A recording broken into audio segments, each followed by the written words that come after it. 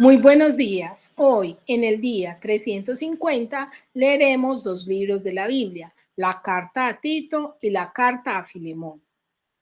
La carta a Tito, el autor es Pablo. Esta carta contiene 3 capítulos y 46 versículos. El propósito de esta carta es instruir a Tito respecto al cuidado que debe tener contra las amenazas que pueden poner en riesgo la pureza del cristianismo y la organización de la iglesia. En esta carta, Pablo anima a su hermano en la fe Tito, a quien había dejado en Creta, una isla en la cual Pablo en uno de sus viajes estableció una iglesia y allí tenía misioneros, pero había enviado a Tito a que la cuidara. En esta carta, Pablo aconseja a Tito respecto a las cualidades que debían buscarse en los líderes para la iglesia y también le advierte a Tito sobre la reputación que ellos, o sea, que tenían los ciudadanos en la ciudad de Creta. El contenido de esta carta son las enseñanzas sobre la vida en la iglesia, el perfil que deben tener los ancianos de la iglesia, el perfil de los falsos maestros, la descripción de los falsos maestros y sus enseñanzas, la descripción de la familia cristiana, las razones para una vida familiar cristiana, la descripción de los ciudadanos cristianos, las razones para una vida social cristiana, y allí Pablo le da una enseñanza con firmeza. También, como leeremos la carta a Filemón, vamos a mirar los aspectos generales de esta carta. Esta carta también fue escrita por el apóstol Pablo, contiene un solo capítulo y 25 versículos. El propósito de esta carta es invitar a Filemón a perdonar a Onésimo y restaurar la relación con él, aceptándole como un hermano. Dado que Onésimo era el esclavo de Filemón y él había huido, no sabemos por qué motivos, llegó preso a Roma en la cárcel donde Pablo estaba. Allí en la cárcel Pablo se lo ganó para el Señor, lo guió a Cristo y parece que Onésimo consiguió la libertad poco después. Por lo que Pablo manda a Onésimo a reconciliarse con Filemón, pidiéndole a su amo que lo aceptara ya como un hermano en Cristo, útil y provechoso en la obra. Hoy en el día 350 vamos a leer ambas cartas completamente. Comencemos con Tito. Capítulo 1.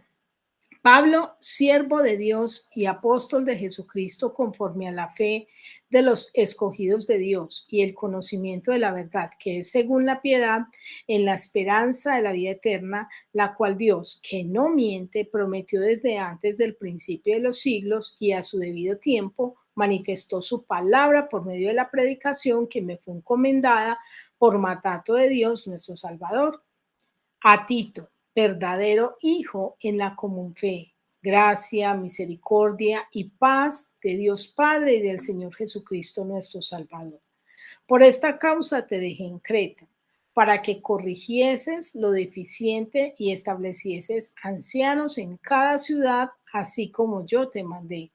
El que fuera irreprensible, marido de una sola mujer y tenga hijos creyentes que no estén acusados de disilusión ni de rebeldía, porque es necesario que el obispo sea irreprensible como administrador de Dios, no soberbio, no iracundo, no dado al vino, no pendenciero, no codicioso de ganancias deshonestas, sino hospedador, amante de lo bueno, sobrio, justo, santo, dueño de sí mismo, retenedor de la palabra fiel tal como ha sido enseñada, para que también pueda exhortar con sana enseñanza y convencer a los que contradicen, porque hay aún muchos contumaces, habladores de vanidades y engañadores, mayormente los de la circuncisión, a los cuales es preciso tapar la boca, que trastornan casas enteras, enseñando por ganancias deshonestas lo que no conviene.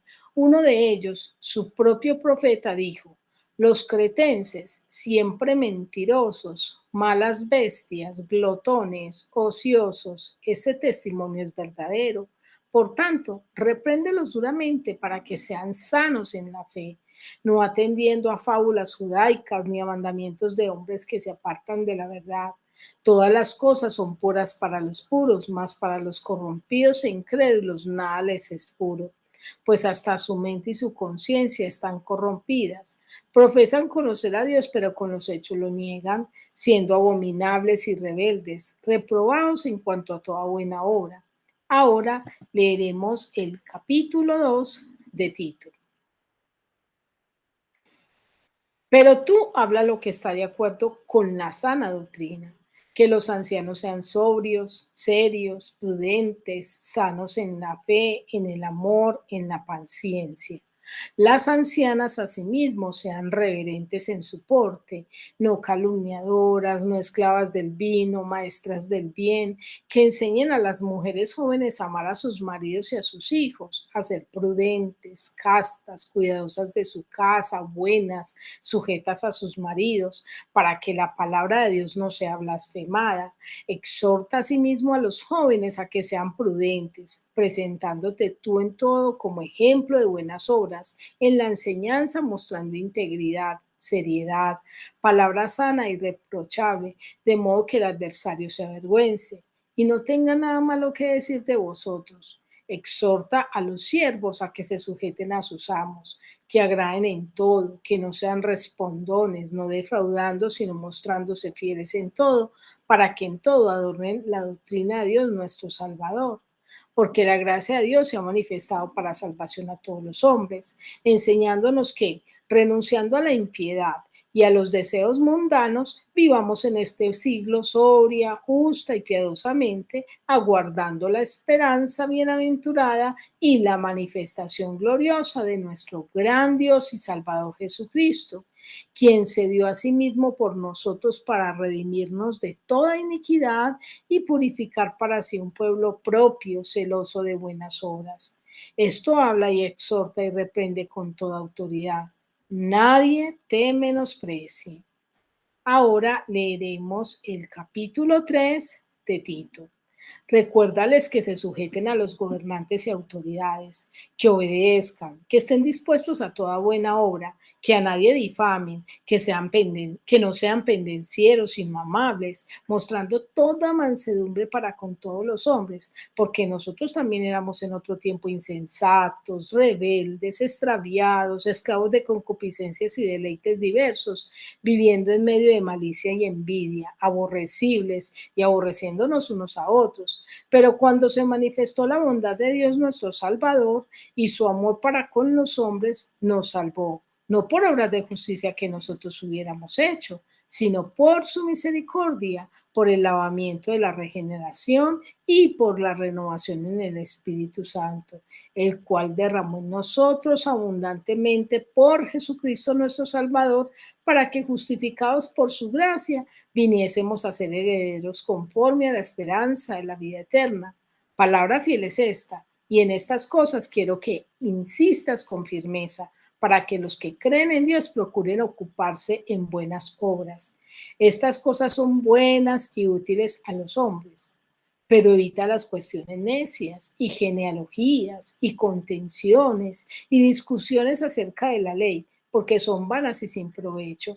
Al hombre que cause divisiones, después de una y otra amonestación, deséchalo, y sabiendo que el tal se ha pervertido y peca y está condenado por su propio juicio. Cuando envíe a ti a Artemas o a Tíquico, apresúrate a venir a mí en Necápolis, porque allí he determinado pasar el invierno. A Cenas, intérprete de la ley, y a Apolos, encamínales con solicitud, de modo que nada les falte. Y aprendan también los nuestros a ocuparse en buenas obras para los casos de necesidad, para que no sean sin fruto. Todos los que están conmigo te saludan. Saluda a los que nos aman en la fe. La gracia sea con todos vosotros. Amén. Ahora leeré la carta a Filemón. Pablo, prisionero de Jesucristo, y el hermano Timoteo, al amado Filemón, colaborador nuestro, y a la amada hermana Apia, y a Arquipo, nuestro compañero de milicia, y a la iglesia que está en su casa. Gracia y paz a vosotros, de Dios nuestro Padre y del Señor Jesucristo. Doy gracias a mi Dios haciendo siempre memoria de ti en mis oraciones, porque oigo el amor y de la fe que tienes hacia el Señor Jesús y para con todos los santos, para que la participación de tu fe sea eficaz en el conocimiento de todo el bien de que está en vosotros por Cristo Jesús. Pues tenemos gran gozo y consolación en tu amor, porque por ti, oh hermano, han sido confortados los corazones de los santos. Por lo cual, aunque tengo mucha libertad en Cristo para mandarte lo que conviene, más bien te ruego por amor, siendo como soy Pablo, ya anciano y ahora además prisionero de Jesucristo, te ruego por mi hijo Onésimo, a quien engendré en mis prisiones, el cual en otro tiempo te fue útil, pero ahora a ti y a mí nos es útil, el cual vuelvo a enviarte. Tú pues recíbele como a mí mismo. Yo quisiera retenerle conmigo para que en lugar tuyo me sirviese en mis prisiones por el Evangelio, pero nada quise hacer sin tu consentimiento, para que tu favor no fuese como de necesidad, sino voluntario, porque quizás para esto se apartó de ti por algún tiempo, para que le recibieses para siempre, no ya como esclavo, sino como más que esclavo, como hermano amado, mayormente para mí, pero cuanto más para ti, tanto en la carne como en el Señor. Así que si me tienes por compañero, recíbele como a mí mismo, y si en algo te daño o te debe, ponlo a mi cuenta. Y si en algo te daño o te debe, ponlo a mi cuenta. Yo, Pablo, lo escribo de mi mano, yo lo pagaré, por no decirte que aún tú mismo te me debes también. Sí, hermano, tenga yo algún provecho de ti en el Señor, conforta mi corazón en el Señor. Te he escrito confiando en obediencia, sabiendo que harás aún más de lo que te digo. Prepárame también alojamiento, porque espero que por vuestras oraciones os seré concedido. Te saludan Epafras, mi compañero de prisiones por Cristo Jesús, Marcos, Aristarco, Demas y Lucas, mis colaboradores. Ahora quiero invitarte a que meditemos y reflexionemos acerca de estos dos libros que hemos leído. Vamos a mirar primero la carta a Tito. En el capítulo 1 nos muestra que Dios es verdadero. Antes de que podamos entender algunas palabras que aparecen en este capítulo 1 de Tito y en toda la carta, quiero hacerles como una contextualización de la situación o del lugar donde estaba Tito en la iglesia, en la isla de Creta. En esa isla era conocida porque las personas adoraban a un dios llamado Zeus. Y ellos allí, dentro de su filosofía, estaba el mentir como lo más común. Eran personas muy mentirosas, muy engañosas. Entonces era común allí desconfiar de todo el mundo. Por eso allí Dios se presenta como el verdadero, como el que no miente. Y por eso cuando Pablo presenta a Tito, lo presenta como verdadero hijo en la fe. Nuestra esperanza es la vida eterna y eso lo vemos en el versículo 2 de la carta a Tito, que dice así. Versículo 2, capítulo 1. En la esperanza de la vida eterna, la cual Dios, que no miente, prometió desde antes del principio de los siglos. Nuestra esperanza no pueden ser las cosas, nuestra esperanza no pueden ser las personas, porque nosotros las personas cambiamos y no permanecemos, además cometemos errores. Entonces, si nuestra esperanza son las personas, vamos a sufrir desilusión. Si nuestra esperanza son las cosas, también sufriremos desilusión porque las cosas no permanecen para siempre. Hoy las tenemos y mañana no sabemos. Por eso nuestra esperanza debe estar en Dios, debe estar en las cosas eternas, debe estar en lo que Dios nos ofrece. Además, Dios no miente, como dice en los versículos 2 y como nos muestra el versículo 12, cómo era el tipo de gente de este lugar de Creta, de la isla de Creta. El versículo 2 dice, la cual Dios que no miente prometió desde antes. Entonces, acá Pablo está haciendo alusión a que Dios no miente y al uno leerlo diría, eso es obvio, pero para los cretenses era necesario escucharlo. Nótese lo que dice el versículo 12 de cómo eran los cretenses. Uno de ellos, su propio profeta, dijo, los cretenses siempre mentirosos, malas bestias, glotones, ociosos. Por lo tanto, ellos sí necesitaban conocer esa faceta del carácter de Dios. un Dios inmutable que nada lo cambia, un Dios que no miente, un Dios veraz y verdadero, el único Dios genuino. Dios actúa en el Kairos, versículo 3, y a su debido tiempo manifestó sus palabras por medio de la predicación que me fue encomendada por mandato de Dios nuestro Salvador. Nótese que dice a su debido tiempo. Existen dos clases de tiempo, el cronos, que es el tiempo de nosotros los humanos, y el kairos, que es el tiempo de Dios. Dios hace las cosas a su tiempo, no al tiempo de nosotros. A veces nos molesta porque Dios no responde las cosas así, de una, como quisiéramos. Tenemos que entender que Él se mueve en su tiempo y Él es eterno. Un llamado a corregir lo deficiente, versículo 5. Por esta causa te dejé en Creta, para que corrigieses lo deficiente y establecieses ancianos en cada ciudad, así como yo te mandé. Como vimos, este lugar no era un lugar fácil. La ciudadanía era una ciudadanía, como lo expresa acá, de personas mentirosas, personas ociosas y personas que lo dice acá, glotones y malas bestias, como lo expresa acá. Por lo tanto, Tito tenía que hacer unas correcciones y aquí Pablo le dice, corrige lo deficiente. Qué rico es que nosotros podamos mirarnos a nosotros mismos y pedir a Dios que corrija esas cosas deficientes, como dice el salmista. ¿Quién podrá entender sus propios errores? Líbrame de los que me son ocultos, o también en nuestra familia corregir esas deficiencias. También nos narra Tito en este capítulo 1 las características de los verdaderos ministros en los versículos 6 al 9, que son las siguientes. El que fuere irreprensible, marido de una sola mujer, y que tenga hijos creyentes que no estén acusados de disolución y de rebeldía, porque es necesario que el obispo sea irreprensible como administrador de Dios, no soberbio, no iracundo, no dado al vino, no pendenciero, no codicioso de ganancias deshonestas, sino hospedador, amante de lo bueno, sobrio, justo, santo, dueño de sí mismo, retenedor de la palabra fiel tal como ha sido enseñada, para que también pueda exhortar con sana enseñanza y convencer a los que contradicen. Pero así como nos muestra esas características de los verdaderos ministros, también nos muestra las características de los falsos ministros.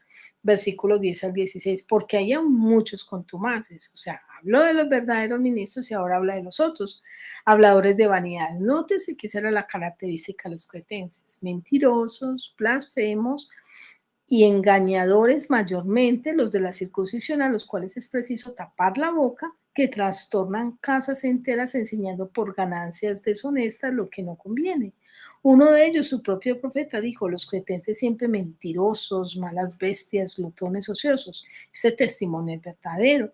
Por tanto, repréndeles duramente para que sean sanos en la fe, no atendiendo a fábulas judaicas ni a mandamientos de hombres que se apartan de la verdad. Todas las cosas son puras para los puros, mas para los corrompidos e incrédulos nada les es puro, pues hasta su mente y su conciencia están corrompidas. Profesan conocer a Dios, pero con los hechos lo niegan, siendo abominables y rebeldes, reprobados en cuanto a toda buena obra. Vamos a mirar en el capítulo 2 que Pablo le da grandes consejos a Tito. Le dice cómo debe enseñar, cómo debe actuar con los ancianos, con los jóvenes, con los siervos. Le dice que un consejo para todos y nos habla acerca de la gracia y la esperanza. Entonces vamos a mirar qué consejo le da Dios a Tito como ministro. Dice, al ministro enseñar la sana doctrina. Enseñar la sana doctrina sería el remedio contra la mentira que se veía en los cretenses, versículo 1. Pero tú habla lo que está de acuerdo con la sana doctrina. Enseñar la sana doctrina no significa solamente enseñar la verdad, sino enseñar la verdad completa, para no dar lugar a que se tergiverse o a malas interpretaciones. A los ancianos les dice Pablo que en el versículo 2 al 5, que sean sobrios, que sean prudentes. A las mujeres ancianas les dice que se porten de tal manera y que enseñen también a las demás, a las mujeres más jóvenes, A los jóvenes les dice que sean de ejemplo en los versículos 6 al 8, que sean de integridad, que enseñen con seriedad. A todos los siervos les dice que sean sujetos en los versículos 9 al 10, que sean agradecidos, que no sean respondones, que sean fieles a sus amos. A todos nosotros, sean siervos, sean libres, a todas las personas, Pablo nos invita a renunciar a la impiedad y a los deseos mundanos para vivir como debe ser, en los versículos 11 al 12, que dice así: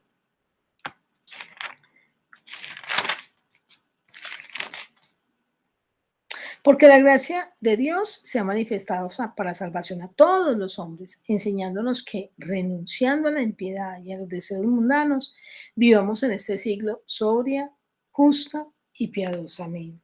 Esa es la manera como debemos vivir, renunciando como a la impiedad. Vivir de esa manera es fácil, solo si estamos por la gracia. Por eso Pablo nos recuerda que es la gracia la que nos debe sostener, versículo 13. Aguardando la esperanza bienaventurada y la manifestación gloriosa de nuestro gran Dios y Salvador Jesucristo. Eh, desde el 11, porque la gracia de Dios se ha manifestado para salvación a todos los hombres. Ahora, tenemos que tener en cuenta que nosotros debemos aguardar la verdadera esperanza. Como dije al principio de esta carta, no es esperar en cosas superficiales, sino esperar en el Señor. Y en el capítulo 3, el Señor nos habla acerca de un estilo de vida contracultural. Y eso lo vemos en los versículos 1 al 3. Recuérdales que se sujeten a los gobernantes y autoridades. Hoy en día a la gente le cuesta sujetarse y someterse a las autoridades. Vemos que la gente se enfrenta con la policía, con el tránsito, con los mismos gobernantes. Y mientras que aquí dice, recuérdales que se sujeten a los gobernantes y autoridades, que obedezcan, que estén dispuestos a toda buena obra, que a nadie difamen, que no sean pendencieros sino amables, mostrando toda mansedumbre para con todos los hombres, porque nosotros también éramos en otro tiempo insensatos, rebeldes, extraviados, esclavos de concupiscencias y deleites diversos, viviendo en malicia y envidia, aborrecibles y aborrecedores unos de otros. Entonces, nótese que así éramos antes todos, que esa es la corriente del mundo, eso es lo normal que la gente hace y por eso Dios nos dice, ustedes tienen que vivir no diferentes, sino contrarios, contrarios a lo que este mundo hace. La bondad y el amor de Dios nos salvó, versículo 4. Pero cuando se manifestó la bondad de Dios, nuestro Salvador y su amor para con los hombres, nos salvó. Dios quiere salvarte y no es por lo que usted y yo hagamos, porque estábamos en esta lista que antes acabamos de leer, sino que por su misericordia, por su bondad, nos salvó. No porque lo mereciéramos, como lo dice el versículo 5, nos salvó no por obras de justicia que nosotros hubiéramos hecho, sino por su misericordia, por el lavamiento de la regeneración y por la renovación del Espíritu Santo. Entonces, Él nos salvó no porque lo mereciéramos, sino que lo hizo por su misericordia. Nos lavó, nos regeneró, nos renovó y lo hizo para justificarnos por su gracia y darnos vida eterna, ya que nuestras propias justicias son como trapos de inmundicia delante de Él. Versículo 7 dice, para que justificados por su gracia viniésemos a ser herederos conforme a la esperanza de la vida eterna. ¿Y qué quiere Dios que hagamos nosotros? Que nos ocupemos en buenas obras. Versículo 8. Palabra fiel es esta, y en estas cosas quiero que insistáis con firmeza para que los que creen en Dios procuráis ocuparos en buenas obras. Y también nos invita al Señor a evitar discusiones necias. Versículo 9, pero evita las cuestiones necias y genealogías y contenciones y discusiones acerca de la ley, porque son vanas y sin provecho. Entonces Dios no quiere que usemos la palabra para discutir ni nada, sino para que a través de la palabra ganemos a otros. Desechar al que no se deja restaurar y trae división. Versículo 10 que dice así, al hombre que cause divisiones después de una y otra amonestación, deséchalo, sabiendo que el tal se ha pervertido y peca y está condenado por su propio juicio. Ahora te invito a que meditemos en la carta bueno, antes de ir a la carta a Filemón, hagamos la pregunta de Tito. ¿Qué tal tú? ¿O qué tal nosotros? ¿Estamos viviendo una vida contracultura y que agrade a Cristo o viviremos para nosotros mismos y de acuerdo a las corrientes de este siglo? En Filemón, vemos en el capítulo bueno, el contenido de esta carta es el elogio a Filemón, la súplica por Onésimo, la promesa del apóstol, la deuda de Filemón y la confianza. Vamos a mirar entonces a través de esta carta cómo el perdón es una muestra de un genuino amor. El genuino amor nos lleva a interesarnos por los demás y eso lo vemos en el versículo 1 de la carta a Filemón. No digo del capítulo 1 porque solo tiene un capítulo, entonces voy a decir versículo 1 o tal. Versículo 1 dice: Pablo, prisionero de Jesucristo, y al hermano Timoteo, al amado Filemón, colaborador nuestro, y a la hermana Arpia y a Arquipo, nuestro compañero de milicia, y a la iglesia que está en su casa. Gracia y paz a vosotros, de Dios nuestro Padre y del Señor Jesucristo. Doy gracias a Dios, haciendo siempre memoria de ti en mis oraciones, porque oigo del amor y de la fe que tienes hacia el Señor Jesús. ¿Cómo hacía Pablo para oír lo que estaba sucediendo a casi 1500 kilómetros de distancia? Para escucharlo tenía que haber preguntado. Cuando Pablo estaba preso en Roma y cuando lo visitaban, él preguntaba por la iglesia. Acá hace referencia a la iglesia de Colosas, donde era Filemón. Y Pablo preguntaba y demás que a Pablo le decían: vea, pasa esto, pasa aquello, pasa lo otro. Y Pablo oraba por esas situaciones. El genuino amor me permite ver las cualidades de los demás y gozarme por ellas. Versículo 5.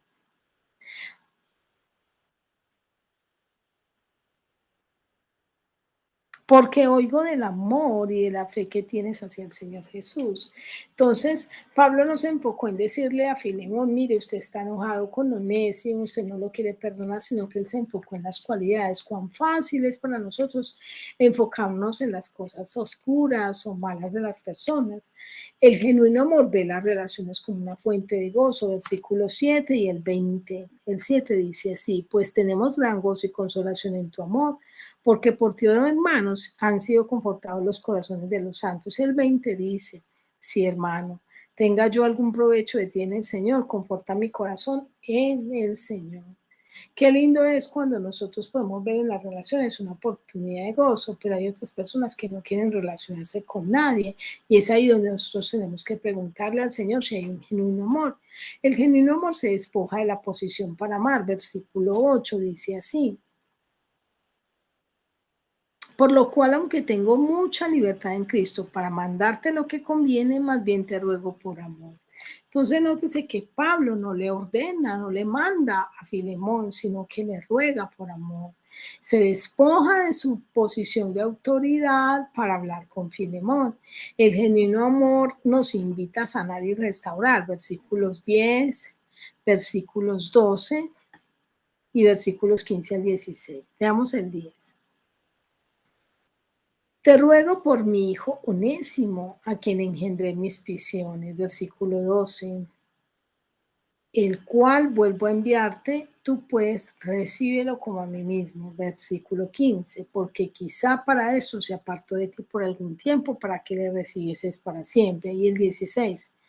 No ya como esclavo, sino como más que esclavo, como hermano amado, mayormente para mí, pero cuanto más para ti, tanto en la carne como en el Señor. Qué lindo es que aquí Pablo invita a Filemón a perdonar, pero a tener no un perdón de palabras, sino un perdón de corazón, de tal manera que sea sanada la relación y sea restaurada, y de tal manera que sea restaurada ya no en la posición de esclavo, sino ya en la posición de hermano y equipo de trabajo. El perdón nos ayuda a participar de una fe eficaz, versículo 6, que dice así: para que la participación de tu fe sea eficaz en el conocimiento de todo el bien que está en vosotros por Cristo. Quiero terminar esta meditación con la siguiente pregunta. ¿Qué tal nosotros? ¿Estamos dispuestos a perdonar y reparar toda ofensa recibiendo al otro como Cristo nos recibió a nosotros? Quiero desearte un feliz día y que Dios te bendiga.